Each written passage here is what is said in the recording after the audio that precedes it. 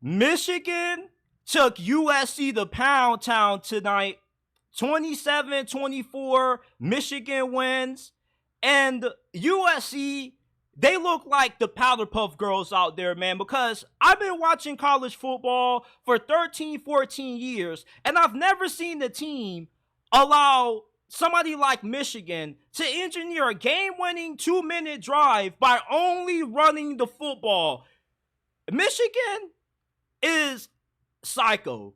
To be this committed to the ground game where you run 46 times and only throw 12 passes in today's age of college football, when you got all these spread offenses, all these air raid centric offenses, you showed everybody why you are one of the better teams in college football this year. You're not as good as what you were last year, but we saw vintage Michigan football this afternoon. They had 290 rushing yards, and even though in the second half, USC made some adjustments and they were able to get back into this game, you just absolutely knocked their teeth out the final drive you had the ball on offense, because that was demoralizing to watch.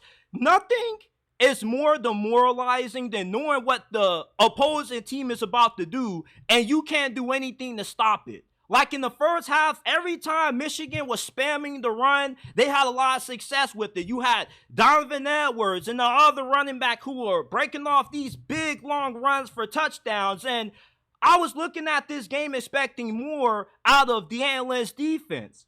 And now I got more questions about USC than I have answers about them moving forward, because if you're allowing Michigan to run the football 46 times for 290 yards right down your throat and take your lunch money, how are you going to do when you got to play Penn State or when you got to play Nebraska?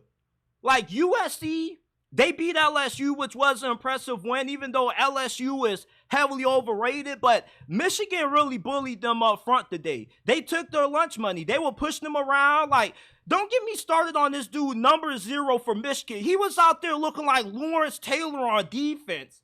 And he was so dominant that USC had to bench their starting left tackle, and they had to make some changes on the O-line at halftime. Like, Lincoln Riley, his teams are just too soft to be able to win this conference.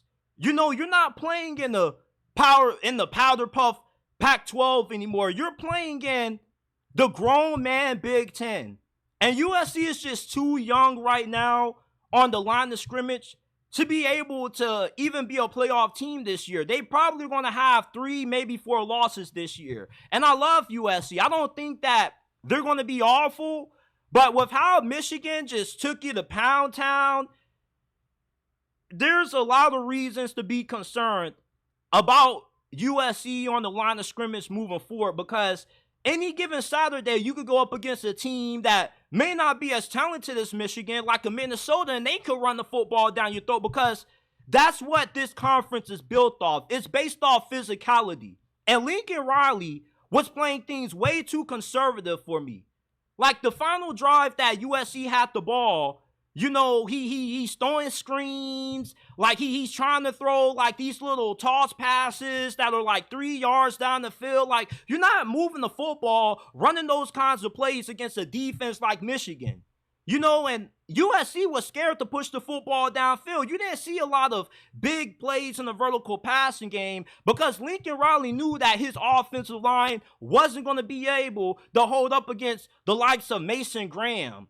And then you threw an interception that resulted in a pick 6 to Will Johnson. You got to do better than that. You should know when you see Will Johnson, you throw to the opposite side of the field. You cannot throw the Will Johnson's way because he's going to make you pay every single time.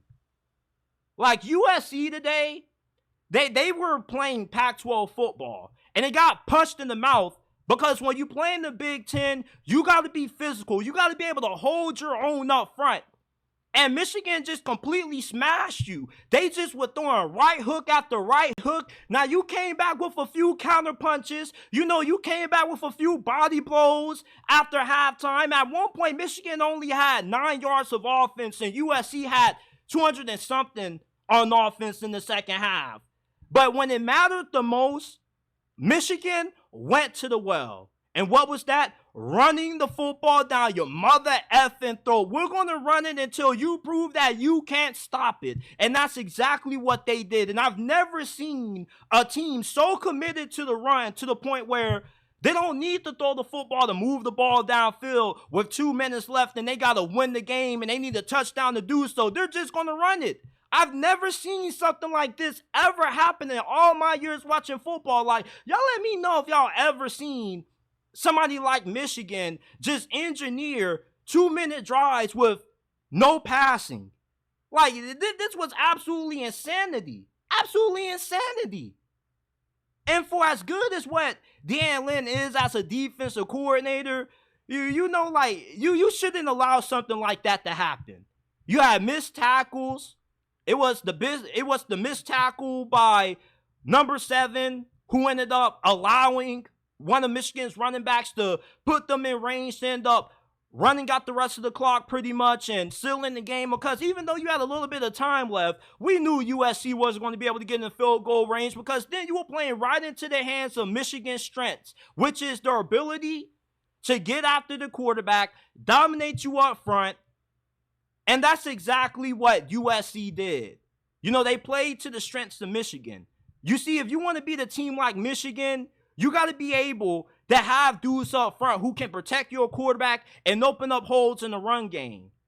And although you had more success running the football in the second half, like, it still wasn't to the level that Michigan was able to. This team is just a different breed when it comes to running the football. Their commitment to the run game is nothing but admirable. I got nothing but respect for the way that Michigan left it all on the field. And USC played a pretty hard-fought game, but I can't respect the play calling from Lincoln Riley. It was very vanilla, very conservative. He was calling plays like he was trying not to lose instead of trying to win. You got to be aggressive, man. You got to take more chances, and you just can't be trying to dink and dump your way down the field and think that's going to cut it in the Big Ten when you're playing on the road against a behemoth like Michigan. This ain't the Pac-12, buddy. This is the Big Ten grown man football.